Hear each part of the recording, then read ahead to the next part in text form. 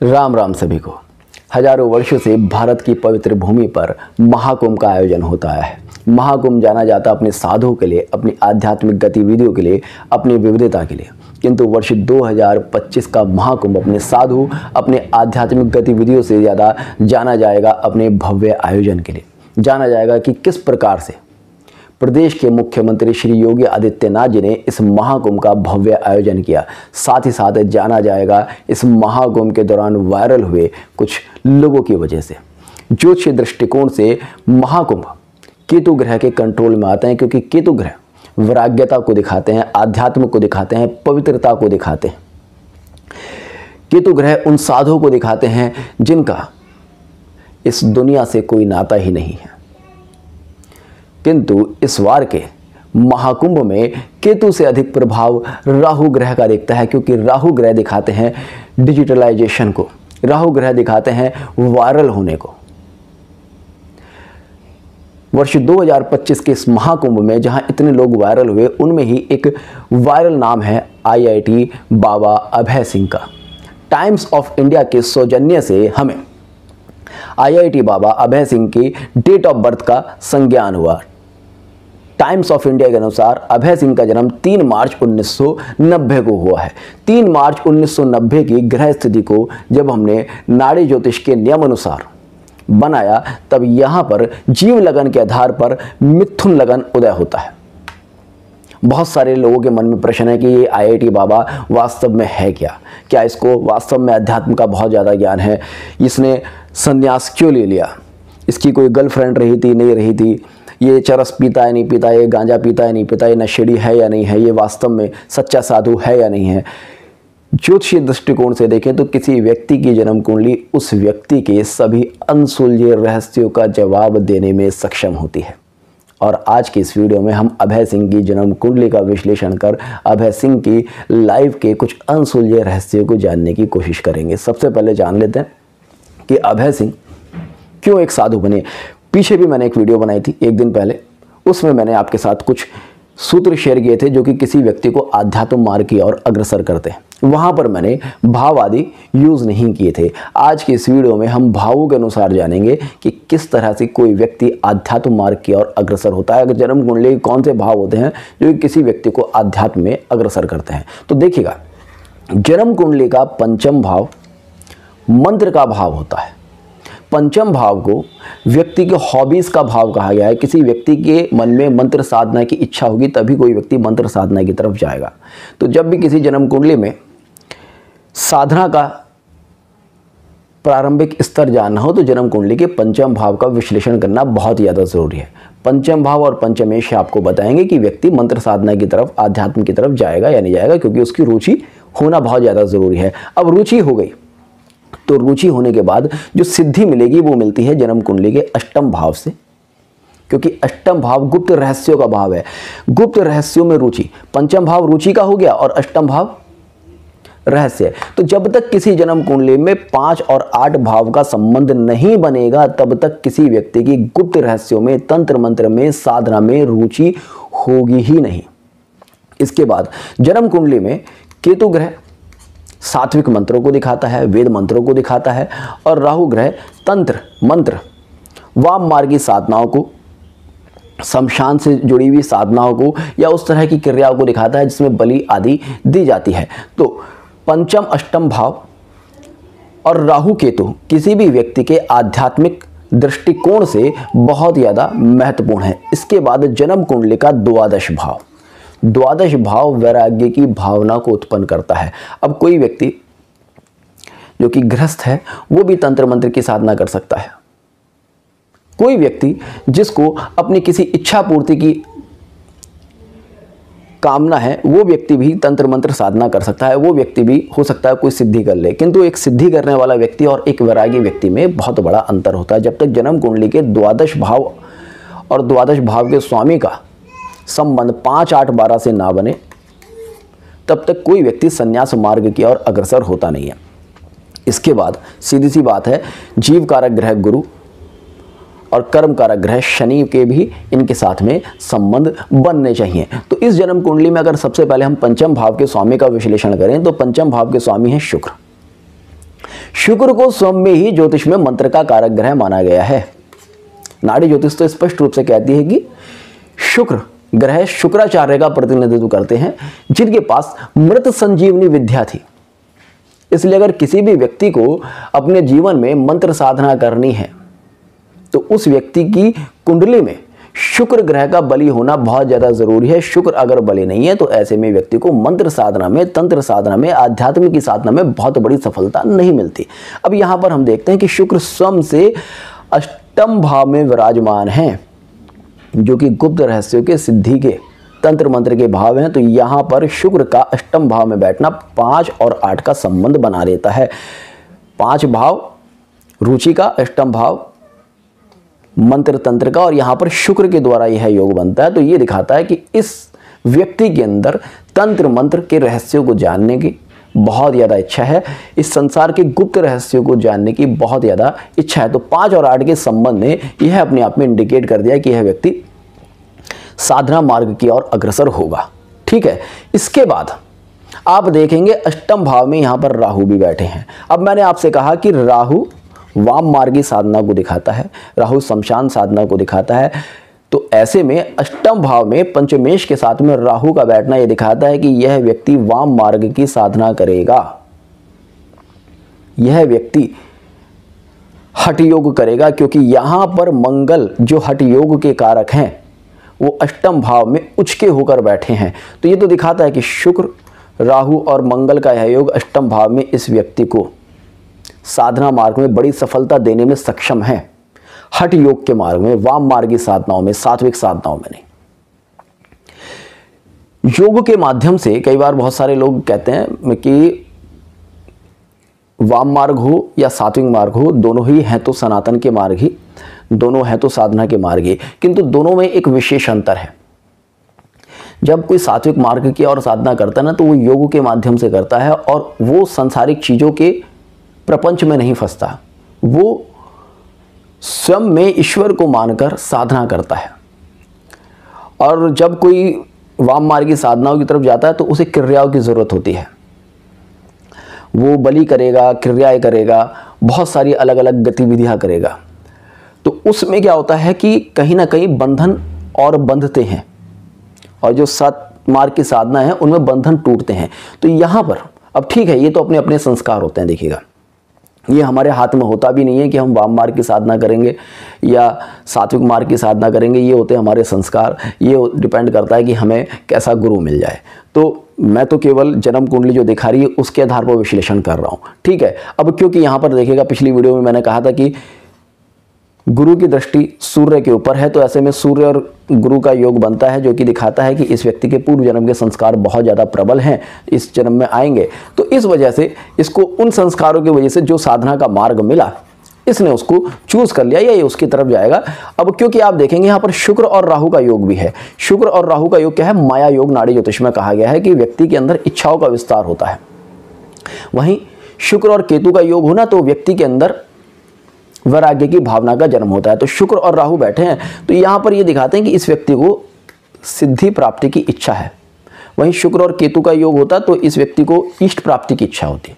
तो सिद्धि प्राप्ति की इच्छा और इष्ट प्राप्ति की इच्छा दोनों में बहुत बड़ा अंतर होता है। जब आप सिद्धि प्राप्ति के मार्ग की ओर अग्रसर होते हैं ना, तो आप पहले स्वहित रखते हैं, और जब आप इष्ट प्राप्ति की इच्छा के साथ कार्य करते हैं तो आपके लिए जनहित या फिर एक पूर्ण वैराग्य की भावना बहुत ज़्यादा प्रबल होती है।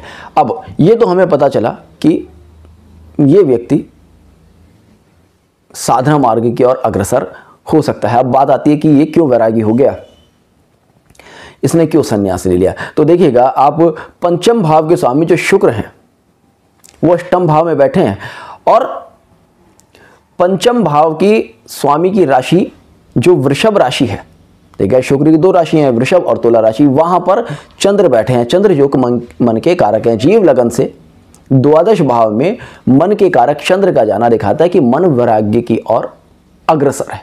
तो यहां पर ये योग बने इस व्यक्ति के वैराग मार्ग की ओर जाने के, संन्यास मार्ग की ओर जाने के, घर छोड़कर जाने के, मंत्र तंत्र और सिद्धियों में आने के। अब दो बातें होती हैं कि क्या वास्तव में आप इसलिए घर छोड़कर गए हैं कि आपका तंत्र मंत्र आध्यात्म की तरफ इतना बड़ा रुझान था कि आपको घर छोड़ने के अलावा दूसरा कोई ऑप्शन नहीं मिला, या फिर आप किसी परेशानी से भाग कर गए हैं।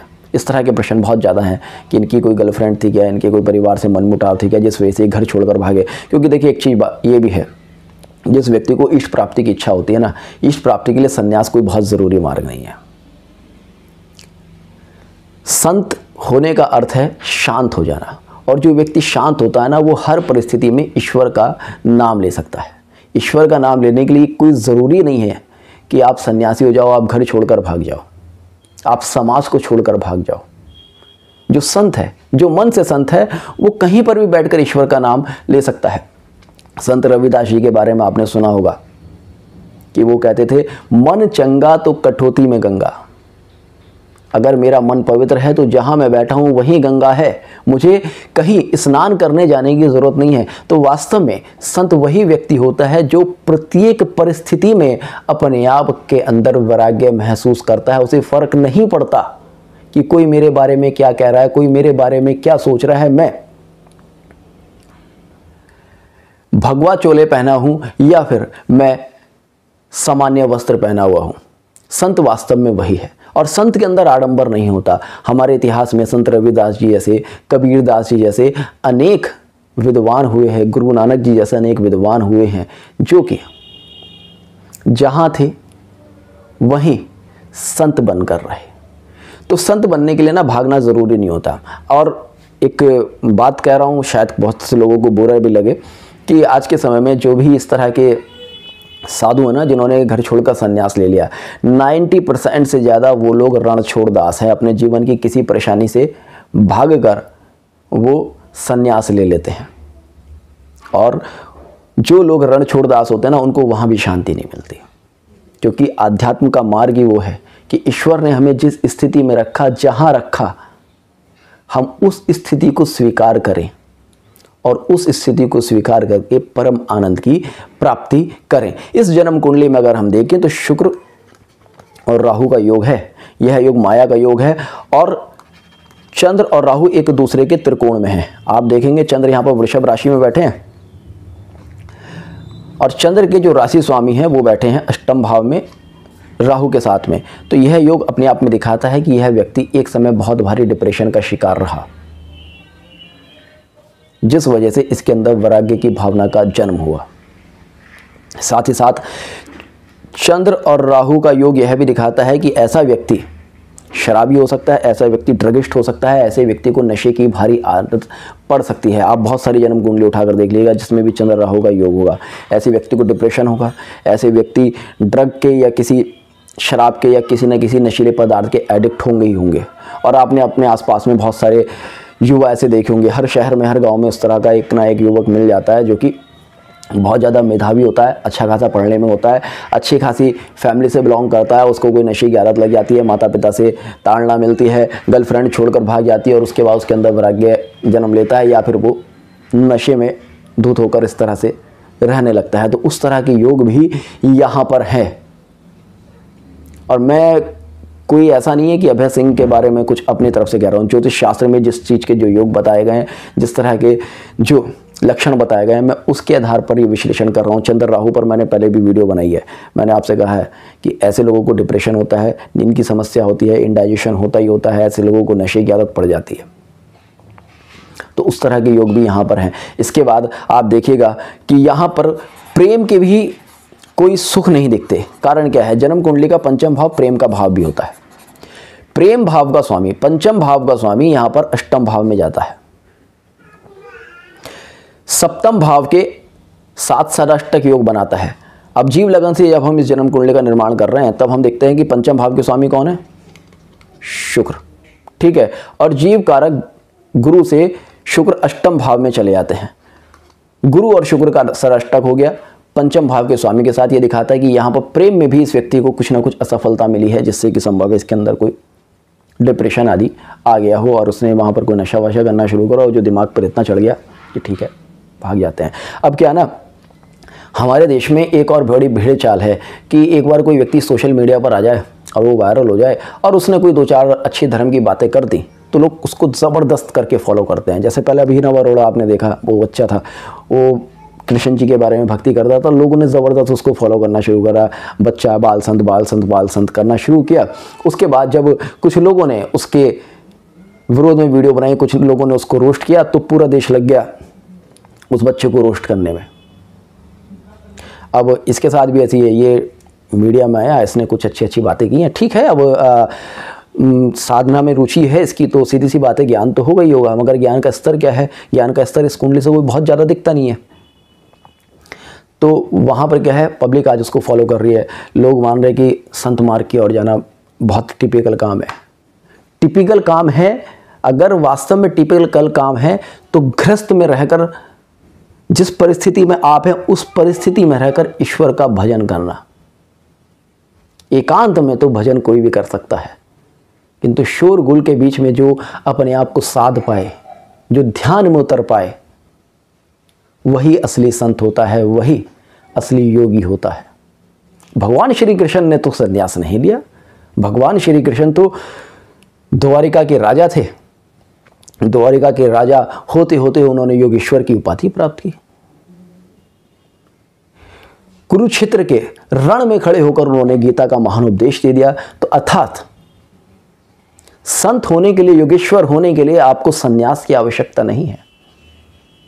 भगवान श्री राम आजीवन मर्यादा पुरुषोत्तम रहे, इतनी सारी प्रॉब्लम्स उनके सामने आई, उन्होंने तो कभी संन्यास नहीं लिया।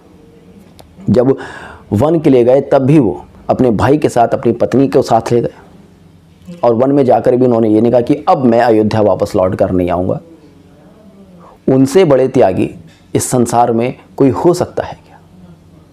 तो उन लोगों ने तो कोई भगवा चोला धारण करके संन्यास नहीं लिया, केवल वन के लिए गए, वन का काल पूर्ण हुआ और वापस आ गए। और उन्होंने वहाँ पर भी अपना धर्म नहीं छोड़ा। वो क्षत्रिय थे, क्षत्रिय धर्म का उन्होंने वहाँ पर भी पालन किया। अपनी पूरी धरा को दुष्टों से, राक्षसों से, दुष्ट प्रवृत्ति के लोगों से विहीन कर दिया।